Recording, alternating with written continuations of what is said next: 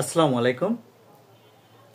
জামালপুর থেকে এক ভাই একটি মেসেজ করেছেন। সে মানে আসলে ডিপলি বললে এক পৃষ্ঠার একটা মানে লেখা হবে A4 সাইজের।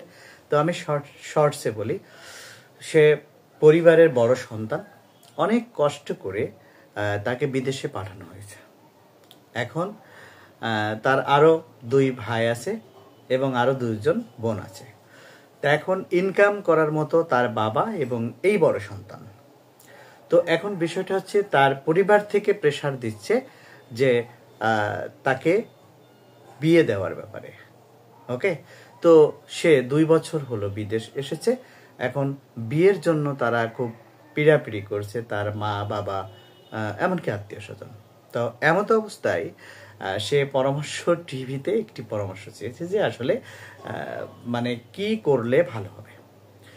তো প্রথম কথা হলো যে ভাই, আমি রিকোয়েস্ট করব যে প্রথমত আপনি মানসিক একটু স্বস্তি নিন, নিজেকে একটু সময় দিন, কাজের পাশাপাশি একটু পরিবার পরিজন আত্মীয় স্বজন সব নিয়ে চিন্তা করুন। আমি প্রথম কথা বলবো, দেখুন আপনার উপরে অনেক গুরুত্বপূর্ণ দায়িত্ব রয়েছে, যে আপনার যেহেতু আরো ছোট, সবাই আপনার ছোট ভাই বোন। তো এখন পরিবারকে বোঝান, আর পরিবারের লোকজন যদি এই ভিডিও কোনো না কোনোভাবে দেখে থাকেন, তো আপনাদের কাছে অনুরোধ যে আপনার ছেলে 2 বছর সবেমাত্র বিদেশ গিয়েছে, অবিবাহিত। তো এখন আপনারা কেন, যেহেতু সে বাইরে রয়েছে, এখন কেন তাকে ওভার ফোনে বিয়ে দেওয়ার জন্য পিড়াপিড়ি করছেন? এটা কখনোই ঠিক নয়।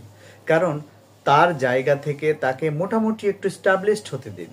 সে তার জায়গা থেকে একটু চিন্তা করে হয়তো দেখছে যে আমার ছোট ভাই বোনদের মানুষ করতে হবে, আমার তাদের পাশে দাঁড়ানো উচিত, বা আর্থিকভাবে আমার একটু স্বাবলম্বী হওয়া দরকার। তো এইগুলো সব কিছু চিন্তা করে, ওভারঅল চিন্তা করে সে কিন্তু বাইরে অনেক পরিশ্রম করছে এবং হয়তো ওভার টাইম কাজ করে সে অর্থ জোগাচ্ছে। তো তাকে এ ধরনের মানসিক প্রেশার কেন দেন? বিশেষ করে এই ধরনের প্রেশার যারা দেন তাদেরকে আমি বলবো যে আপনারা এই ধরনের প্রেশার দিয়েন না।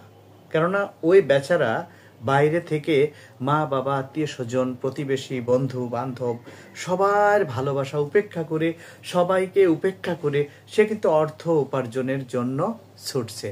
আর সেই মানুষটাকে আপনারা এক ধরনের মানসিক ট্রমার ভিতরে রাখছেন। এটা কখনোই করা উচিত না।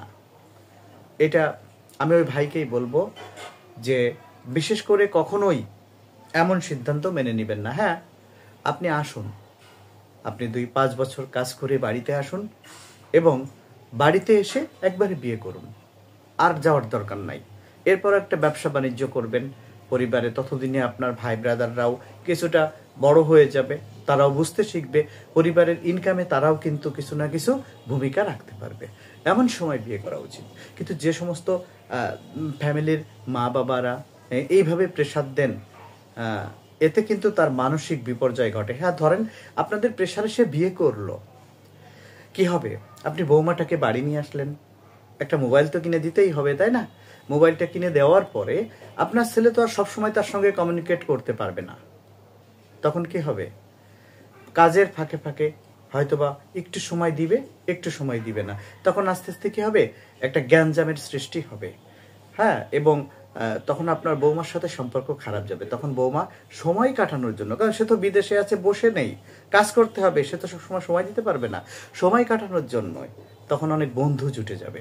সেই বন্ধুদের সাথে অনেক অনেক সময় পার হয়ে যাবে আপনার বৌমার, এবং আস্তে আস্তে সম্পর্কটা ছিন্ন বিচ্ছিন্ন হয়ে যাবে, এমনকি তালাক পর্যায়ে পৌঁছে যাবে।